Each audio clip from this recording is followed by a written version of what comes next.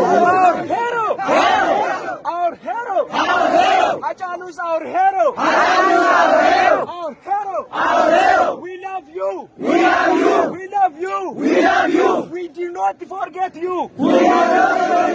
We do not forget you. We live greater than any person. We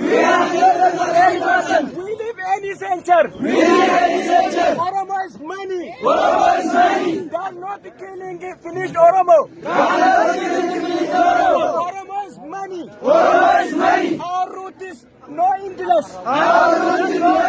Our root is no English. Oromo is highest ethnic group in Ethiopia. We need justice. We need justice. Our question is really. International. Please help us. Oromo question is undermined. What we ask. Independence our land. Our fatherland. Our grandfather land. Our grandmother land. My blood is Oromo. I'm not Naftanya. Naftanya is a terrorist. Naftanya is a terrorist. Menelik is genocide Oromo people. Menelik is genocide Oromo people. For example, Anole, Chalanko, arrested Oromo people. So stand up. Ask your question. No freedom. No justice. In Ethiopia. Abiy Ahmed. They come to the power. The Oromo Kero. Play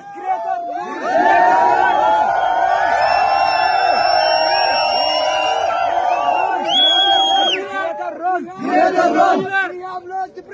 We have lost freedom. At this time, Wallaka is bleeding.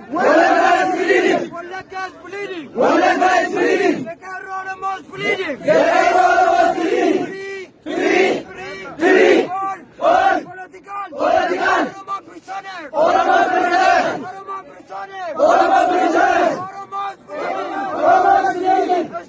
Stop killing Oromo people.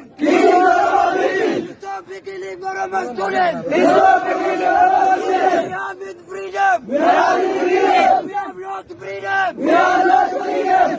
So what we can need now? We need freedom.